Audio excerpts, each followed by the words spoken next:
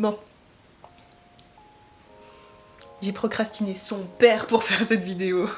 Mais en soi, le sujet est très intéressant et je pense qu'on va être là pour un petit moment, donc si vous voulez prendre une petite boisson, un petit thé ou quelque chose comme ça, bah faites-le. Aujourd'hui, je vais vous expliquer de manière vulgarisée mais complète pourquoi est-ce qu'il y a une urgence écologique, pourquoi est-ce qu'on fait que de parler d'écologie en ce moment et pourquoi est-ce que cette urgence écologique est due aux humains. Et à la fin, je vous donnerai des pistes pour sortir de cette impasse. Évidemment, comme toujours, il y aura tous les liens de mes sources en barre d'infos. Je vais me baser sur un cours que j'ai suivi à l'Université de Lausanne qui est donné par Dominique Bourg et qui se base sur son livre Les scénarios de la durabilité et aussi sur la conférence du groupe d'Extinction Rébellion qui s'appelle Pourquoi allons-nous vers notre propre extinction et comment l'éviter. Depuis la révolution industrielle et encore plus depuis les années 50, il y a un emballement et une accélération des activités humaines et ça c'est majoritairement dû aux pays développés qui sont principaux à la source des problèmes écologiques parce que par exemple ils ont une consommation de matières premières qui est 10 fois plus forte que les pays pauvres. Et sur la base de ça, il y a un rapport qui a été fait par le Club de Rome qui s'appelle le rapport Meadows en 1972 qui décrit un déclin économique au XXIe siècle entre 2020 et 2040, donc pile là où on est.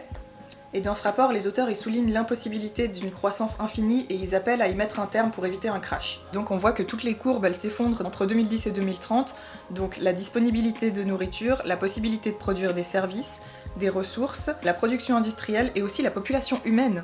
C'est-à-dire que entre maintenant et 2030, on va galérer de plus en plus à trouver à manger, à produire les biens qui nous sont nécessaires pour vivre, et aussi il y aura une chute drastique de la population humaine, c'est quand même pas rien. Et même si en 1972 c'était que des prédictions, il faut savoir que maintenant ce que le rapport Meadows a prédit c'est en train de se réaliser. Donc on va prendre chaque type de ressources dont les humains ont besoin pour voir un peu où on en est au niveau des stocks, sachant que nos stocks de ressources ils font que de se réduire alors que l'extraction elle a triplé au cours des 40 dernières années. Et avec le développement économique qui s'accélère, notamment des pays pauvres, on aura besoin de plus en plus de matières premières et donc de ressources pour produire les éléments dont on a besoin pour vivre et pour augmenter la croissance. Mais vu que ces ressources et ces matières premières, elles font que de se réduire, on va être face à une impasse où il y aura des conflits violents pour les ressources et des tensions. Donc on va commencer par les énergies fossiles, et en fait les énergies fossiles c'est quoi ? C'est des matières qui sont enfouies dans le sol qu'on va extraire pour ensuite produire de l'énergie. Donc par exemple l'essence c'est fait à base de pétrole qu'on va brûler pour produire de l'énergie et qui va libérer du CO2 en brûlant. Le CO2 c'est un gaz à effet de serre donc il a un impact sur le réchauffement climatique et je reviendrai plus tard dans cette vidéo pour expliquer c'est quoi le fonctionnement du réchauffement climatique. Mais pour revenir aux énergies fossiles, on va prendre l'exemple du pétrole et du gaz pour lesquels leur extraction elle est en déclin alors qu'on en fait une toujours plus grande consommation. Donc si on sait qu'on a de moins en moins de capacité à extraire du pétrole mais qu'on en utilise de plus en plus, on va arriver à un pic pétrolier, c'est-à-dire qu'on va arriver à un plateau sur la capacité d'extraire le CO2. Pas le CO2, le pétrole, et ensuite, pouf, ça a chuté d'un coup. Pour donner un ordre d'idée, on peut se dire que dans notre consommation énergétique mondiale, les énergies fossiles, ça représente 80% des ressources. Et avec l'accroissement de la population mondiale, notre consommation d'énergie fossile, elle augmenterait de 37% d'ici 2040 si on reste comme ça. Une solution partielle à ce problème, ça serait une reforestation massive parce que les arbres, ça permet de pomper le CO2 qui est dans l'atmosphère, mais c'est une solution partielle seulement.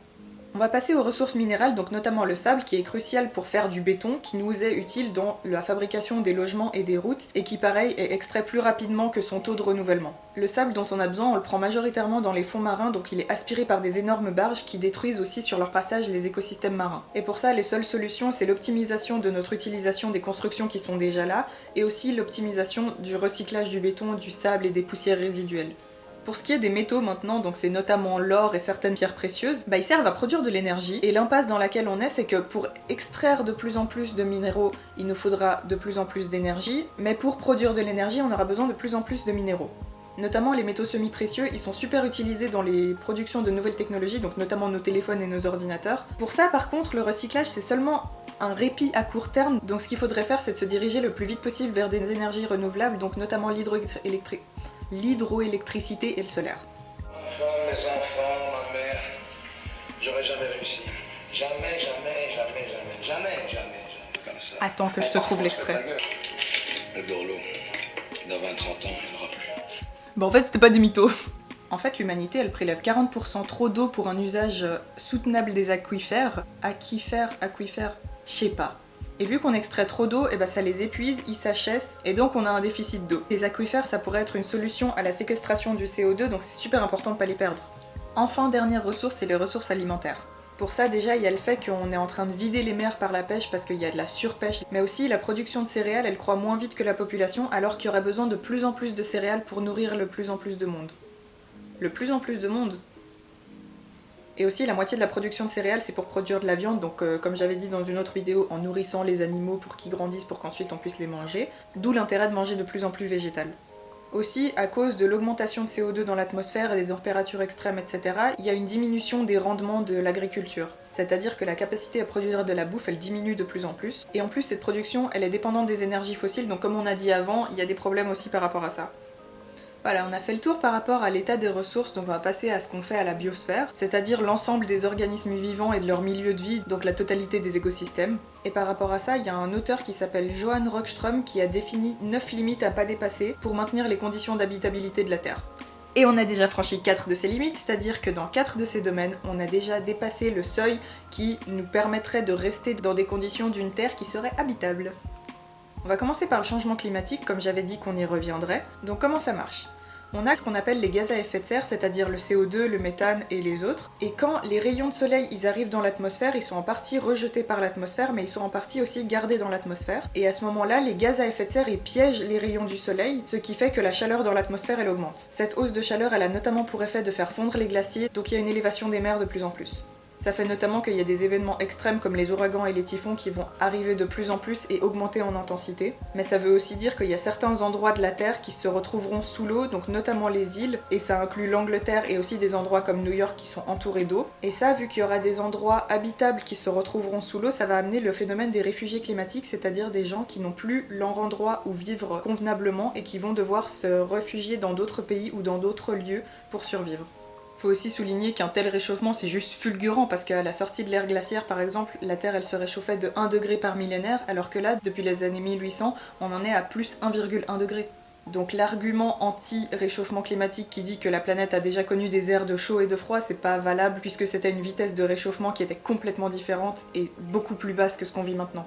Je vais profiter du sujet du réchauffement climatique pour parler d'un phénomène qui concerne le domaine de l'environnement, c'est les boucles de rétroaction. Et les boucles de rétroaction, c'est un peu comme un effet boomerang ou un cercle vicieux, ou le karma. C'est-à-dire qu'il y a des endroits où il y a le sol qui est gelé en permanence et donc ça contient énormément de CO2. Et sous l'effet du réchauffement climatique, ces sols ils se dégèlent et donc ils libèrent ce CO2 dans l'atmosphère. Et donc l'atmosphère se réchauffe. Donc en gros, à cause du réchauffement climatique, il y a de la glace qui se dégèle, qui libère du CO2, qui fait qu'il y a du réchauffement climatique. Vous voyez ce que je veux dire ? Après, quand il y a une compilation de boucles de rétroaction, on appelle ça un effet en cascade, c'est-à-dire que plus la température elle augmente à cause des boucles de rétroaction, plus il y a d'autres boucles de rétroaction qui vont s'enclencher. Donc ça fait un peu un effet Inception de genre à cause de ça, il y a encore plus de ça, donc il y a plusieurs couches de problèmes. Et passé un certain stade de réchauffement, c'est plus linéaire l'augmentation, mais ça devient exponentiel et ça devient hors de contrôle. Et dans ce domaine-là du réchauffement climatique, on a déjà dépassé la limite fixée par Johan Rockström là. La deuxième limite que Johan Rockström il a fixée, c'est par rapport à l'acidification des océans, qui est due aux interactions entre l'hydrosphère, donc les parties d'eau de la planète, et l'atmosphère, donc les zones d'air de la planète. Et par rapport à ça, faut savoir que depuis l'époque pré-industrielle, le pH de l'eau il a augmenté d'une manière 100 fois plus rapide que dans les 20 derniers millions d'années. Et ça a deux conséquences. La première conséquence, c'est qu'il y a une diminution de la capacité de séquestration du CO2 des océans. Et la deuxième conséquence, c'est des graves répercussions sur la vie marine. Et si ces organismes y disparaissent, c'est toute la chaîne alimentaire qui sera impactée. La troisième limite, c'est par rapport à la couche d'ozone atmosphérique qui protège des ultraviolets. Et là, en 1985, on a découvert un trou de couche d'ozone au-dessus de l'Antarctique. Et ça, c'est à cause des pratiques industrielles qui rejettent des substances fluorées dans l'atmosphère. Actuellement, la couche d'ozone, elle est super faible et elle se reconstitue moins vite que ce qu'on pensait, donc moins vite que prévu aussi. La quatrième limite, c'est par rapport au fait que l'humain il interfère dans les cycles d'azote et du phosphore. Et l'azote et le phosphore, en fait, c'est des engrais pour l'agriculture qui vont dans l'eau, donc il y a une prolifération d'algues qui sont nuisibles pour les écosystèmes aquatiques. En fait, ces algues, ce qu'elles font, c'est qu'elles couvrent l'eau et du coup, elles bloquent l'entrée de la lumière et ça réduit la photosynthèse. Et en plus, au moment où elles se décomposent, il y a une croissance de bactéries qui bouffent l'oxygène, donc ça crée des zones mortes dans les mers par asphyxie et ça fait qu'il y a des extinctions massives. Là aussi, on a déjà dépassé la limite qui a été fixée par Johan Rockström. De nouveau par rapport à l'eau qui concerne la cinquième limite fixée, c'est que l'agriculture, l'industrie et les usages domestiques d'eau, ça détériore les quantités d'eau douce, c'est-à-dire les quantités d'eau qui sont propres à la consommation, donc pas de l'eau de mer, pas de l'eau des océans. Ça fait que l'eau qu'on peut consommer, elle diminue de plus en plus, et qu'il faudrait développer des moyens gigantesques pour réussir à la rendre de nouveau propre à la consommation. Le 6e point, c'est la déforestation et l'urbanisation des zones naturelles, et ça influe sur le réchauffement climatique et sur le régime mondial des pluies. C'est aussi la cause principale de l'affaiblissement des écosystèmes et ça compromet les capacités régulatrices du système Terre. Et là aussi, on a déjà dépassé la limite. La 7e des 9 limites, c'est concernant les aérosols. Ils sont émis par des activités humaines ou naturelles et ils interviennent aussi dans des phénomènes de pollution de l'air et d'allergie. Vous voyez ce truc où de plus en plus de gens ont des allergies au pollen et de rhume des foins? Eh ben c'est pour ça. Aussi, les aérosols, ils ont une grosse influence sur le bilan radiatif de la Terre et leurs effets sur les pluies, ça perturbe le cycle de l'eau. Et pour donner un ordre d'idée, ils sont la cause de 800 000 morts prématurées par année. Le 8e point, ça concerne la pollution chimique, donc principalement l'utilisation d'insecticides dans l'agriculture. Et il faut savoir qu'en fait, il y a très peu de produits qui sont utilisés actuellement, qui ont été testés sur la santé et sur l'environnement. Et puis la nocivité de ces produits, elle est souvent cachée ou atténuée pour plus en vendre. Sauf que l'usage d'insecticides, ça a un gros impact sur la faune du sol, de l'air et des eaux, et c'est un gros danger pour la santé publique. Il y a aussi des effets indirects sur la chaîne alimentaire, donc ça fait qu'il y a des populations qui sont décimées. Et enfin, la 9e limite, ça concerne la perte de biodiversité, et c'est un peu un cumul de toutes les limites que j'ai dit par avant. Faut savoir que depuis l'ère pré-industrielle, l'humain c'est la cause de la moitié de la disparition des espèces. Et mon doigt a craqué. Maintenant, il y a seulement 4% du vivant qui n'est pas domestiqué, et donc tout le reste, c'est soit des humains, soit des animaux d'élevage. Et il y a très peu d'animaux en liberté en fait. Et par rapport à la quantité des espèces, le taux d'extinction des espèces, il a jamais été aussi haut dans l'histoire de l'humanité, et il est 100 fois plus fort que les 5 dernières extinctions de masse. Par exemple, j'étais pas là à l'époque, mais il paraît qu'il y a 20 ou 30 ans, quand on conduisait sur l'autoroute, il fallait de temps en temps s'arrêter pour enlever tous les insectes qui étaient bloqués sur le pare-brise, et moi j'ai jamais vécu ça, et j'ai 24 ans. Dans 10 ans, à cause de ça, à cause de cette perte de biodiversité, on va se retrouver face à des famines en Europe, et justement dans ce dernier domaine de la biodiversité, on a aussi déjà dépassé la limite fixée par Johan Rockström. Donc voilà pour les 9 limites, on a 4 limites qui ont été dépassées, et c'est déjà suffisant pour faire basculer la Terre dans un autre état de la biosphère qui serait difficile pour la vie humaine. Je vous promets, on arrive bientôt vers la partie où ça va être positif et je vous propose les solutions. Pour mesurer cet impact, justement, on parle d'empreinte écologique. C'est la manière dont on utilise les ressources d'un territoire, et la biocapacité, c'est la capacité du territoire à se régénérer tout seul. Donc en fait, c'est comme un équilibre entre le budget et les dépenses, et pour être dans la durabilité, il faudrait avoir une biocapacité plus forte que notre empreinte écologique, et pour l'instant, c'est l'inverse. Là, pour l'entier de l'humanité, on est à une consommation qui est correspondant à 1,7 planètes, c'est-à-dire qu'on consomme 1,7 fois plus que ce que la planète est capable de nous donner. Pour l'instant ça marche, pour l'instant c'est possible, mais c'est clairement pas à long terme et il faut clairement changer de système. Il y a un exercice assez intéressant à faire, c'est un site qui vous pose plein de questions sur vos manières de vivre, sur vos manières de consommer, etc. et qui fait un peu une estimation de combien de planètes il faudrait si toute l'humanité consommait comme vous. L'idéal ce serait d'être à 1 ou en dessous plutôt. Donc on voit que les catégories de consommation que ce site prend en compte, c'est l'alimentation, c'est si vous mangez beaucoup de viande ou pas, si vous mangez beaucoup de produits locaux ou pas. Le logement, c'est si votre logement est efficient au niveau de l'énergie, etc. Les transports, c'est si vous prenez beaucoup l'avion, si vous prenez beaucoup la voiture, les transports en commun ou le vélo, ou si vous êtes piéton. Et il y a aussi les biens de consommation, donc ce que vous consommez généralement, et les services. Oh, il y a un pigeon dehors. J'ai essayé de choper le pigeon pour vous montrer, mais j'ai pas trop réussi. Donc je disais, quand moi j'ai vu que mon empreinte écologique elle était principalement aussi forte à cause de mon logement, j'ai décidé de voir ce que je pouvais faire et j'ai vu que je peux investir dans de l'énergie mieux produite avec les SIG, c'est les services industriels de Genève. Et du coup c'est ce que j'ai fait, c'est-à-dire qu'à la base j'étais à l'électricité Vital qui coûte 59,05 par mois et je suis passée à l'électricité Vital Vert qui coûte 68,80 par mois. Donc on voit qu'avec l'électricité Vital Vert, au lieu d'avoir 100% de mon électricité qui vient d'énergie hydraulique simple, il y a 100% de mon électricité qui vient du solaire et de l'hydraulique écologique, et que au lieu d'avoir toute mon énergie qui vient de la Suisse seulement, il y a toute mon énergie qui est carrément locale, donc Genève et alentour. Et en plus de ça, avec ce que je paye pour mon électricité, je soutiens des projets environnementaux locaux et ça c'est cool. Donc si vous habitez à Genève, je vous encourage à faire la même chose, c'est vraiment pas compliqué, je suis allée sur le site des SIG, je me suis identifiée et j'ai demandé à changer ça et c'était fait tout de suite. Après, il y a un pote à moi qui m'a demandé de faire le calcul pour mon mode de vie d'il y a 5 ou 6 ans. Donc quand j'avais à peu près 18 ans, c'était avant que je commence réellement à faire attention à toutes mes consommations, etc. J'en étais à 2,8 planètes. Et à ce stade de ma vie, je mangeais de la viande presque tous les jours, des produits laitiers presque tous les jours. Je prenais plus l'avion que maintenant, je prenais plus la voiture et les transports publics que maintenant, et alors que maintenant je suis principalement à vélo dans mes déplacements. Et on voit que du coup, au lieu d'avoir seulement le logement qui a un fort impact comme catégorie de consommation, il y a aussi l'alimentation qui est assez élevée, les transports, les biens de consommation et les services.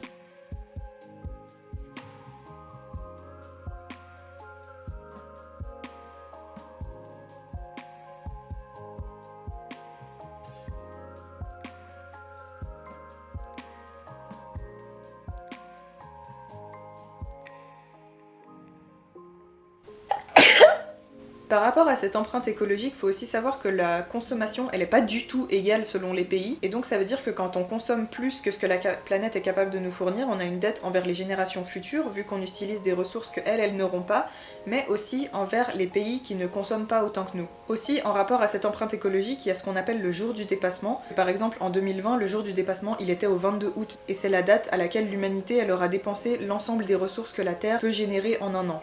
Faut aussi savoir que maintenant on a un fort changement d'échelle et d'intensité des problèmes environnementaux parce qu'avant ils étaient assez locaux, les pollutions des eaux douces, etc. Alors que maintenant, par exemple, les pluies acides c'est un problème transfrontalier puisque ça pollue l'eau de plusieurs pays qui se partagent les cours d'eau et donc ça demande la coopération de plusieurs pays sur un seul problème. Il y a aussi quelque chose qui est un piège pour l'humain, c'est que les écosystèmes ils ont un temps très long de réaction à nos actions et que donc les actions humaines elles ont un effet à retardement, c'est-à-dire qu'on ne les voit arriver seulement que quelques décennies, quelques années après qu'elles aient eu lieu et qu'il y a une impossibilité à revenir en arrière en plus.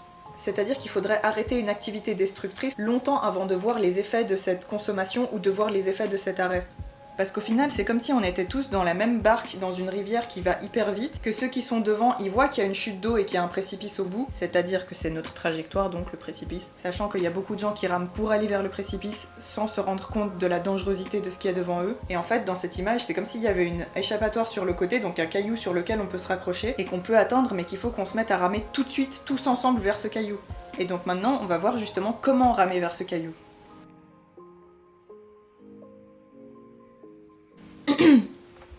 Ok, je suis de retour, il fait nuit. Ma caméra avait plus de batterie et j'en ai pas une deuxième, donc bon. On va donc passer à la partie 2 qui sont les solutions de niveau sociétal et mondial, et je vais commencer par expliquer ce que c'est que le développement durable et pourquoi est-ce que c'est une impasse et une solution insuffisante aux problèmes environnementaux auxquels on fait face. Déjà, il faut prendre en compte qu'au cœur du développement durable, il y a le mot développement, donc la notion de croissance, qui implique de produire plus de richesses à base de matière, mais en consommant moins d'énergie et de matière. Déjà là, je trouve ça sent la merde, parce que tu peux pas produire plus avec de moins en moins de richesses. Donc je vois pas comment ils pensaient réussir à faire ça à long terme. Donc forcément, depuis qu'il y a l'idée de développement durable qui a été instaurée, les indicateurs environnementaux, ils se font que de chuter, et il y a une augmentation nette des matières utilisées. Aussi dans le développement durable, la technique et donc aussi les technologies, elles sont censées tout résoudre, sauf que le développement technologique, ça augmente les flux de matière et d'énergie, et donc comme je l'ai déjà dit, les techniques ça va pas permettre de résoudre la finitude de nos ressources et des systèmes naturels, donc va falloir trouver autre chose. Un autre aspect du développement durable qui a mal été pris en compte, c'est le principe de précaution. Donc en fait l'idée c'est que si on ne sait pas l'impact négatif qu'une action peut avoir et qu'elle est potentiellement grave et irréversible, on va agir pour l'en empêcher avant même de savoir c'est quoi l'impact grave et irréversible qu'elle va avoir. Par exemple, il s'agirait justement de ne pas utiliser un produit chimique tant qu'on n'a pas de preuve de son inoffensivité, plutôt que de l'utiliser jusqu'à ce qu'on ait prouvé son inoffensivité en fait.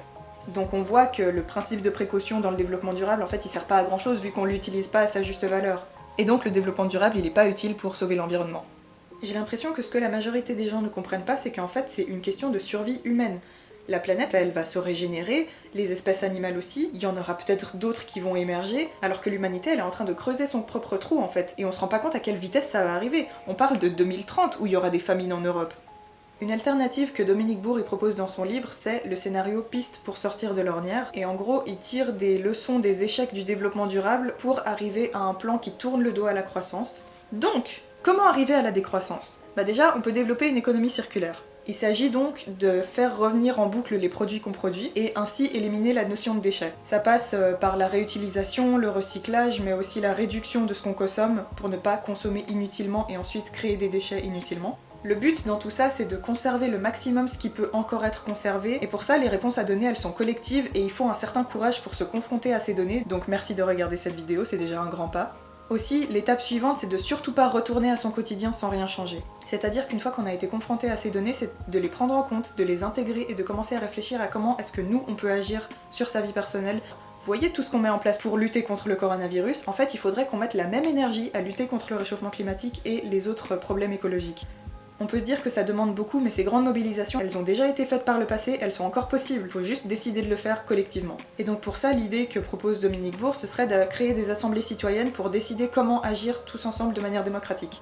C'est aussi important de reconnaître la gravité et l'urgence de ce qui se passe et de communiquer honnêtement à ce sujet. C'est d'ailleurs une des revendications d'Extinction Rebellion de pousser nos gouvernements à communiquer ouvertement sur les faits du changement écologique. Et pour ça, l'influence qu'on peut avoir, c'est notamment des manifestations, des boycotts, écrire des lettres à nos élus, écrire des articles de journaux, faire des vidéos YouTube, se faire élire au niveau de sa région, ou même tout simplement éduquer autour de soi, en parler autour de soi pour essayer de créer un mouvement solidaire.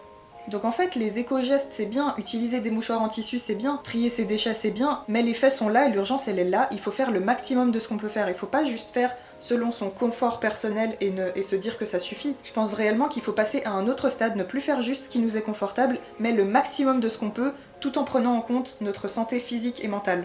Quand je dis tout en prenant en compte notre santé physique et mentale, c'est-à-dire que moi, par exemple, pour préserver la longévité de mon combat, je vais décider de, une fois tous les quelques mois, manger un morceau de viande parce que ça me permet d'avoir une certaine endurance dans ce combat.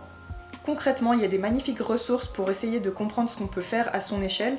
Il y a notamment le film Demain de Cyril Dion, qui existe aussi en livre, mais en parallèle, il y a aussi des solutions individuelles qu'on peut mettre en place dans sa propre vie, donc manger plus végétal, se déplacer le moins possible en voiture, réduire au maximum ses déchets, prendre le moins possible l'avion, privilégier par exemple pour les voyages en Europe le train, et aussi consommer au maximum en seconde main et de manière responsable. Donc que ce soit dans des friperies, sur Facebook Marketplace ou aussi dans des marques éthiques qui produisent le plus possible en respectant l'environnement et les travailleurs. Et évidemment, comme on ne peut pas tout faire parfaitement, il y a l'idée de compensation de son empreinte carbone. On peut le faire par exemple sur goclimate.com et il s'agit de donner des informations à ce site qui vont lui permettre de calculer notre empreinte carbone et ensuite de verser un montant d'argent qui permettrait de soutenir des projets écologiques qui sont à la hauteur de l'empreinte carbone qu'on a.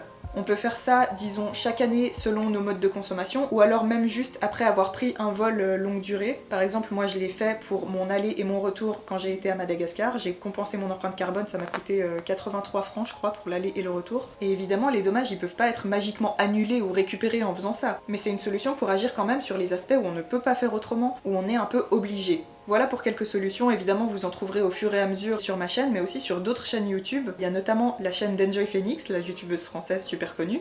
Il y a Shell Bizzle dont j'ai déjà parlé. Il y a Pick Up Limes qui est une chaîne de diététique et de recettes véganes, mais aussi d'autres que je mettrai en barre d'infos. Je crois que j'ai tout dit. Merci d'avoir été là, merci d'avoir regardé cette vidéo jusqu'au bout. Et si vous avez des questions ou des remarques, ou si vous voulez prolonger la discussion, je vous invite à me laisser ça en commentaire. Et aussi, n'hésitez pas à aller consulter mes sources, donc la conférence d'Extinction Rebellion qui est disponible sur YouTube, et le livre de Dominique Bourg. Abonnez-vous, commentez, partagez autour de vous, et d'ici à la prochaine, bisous!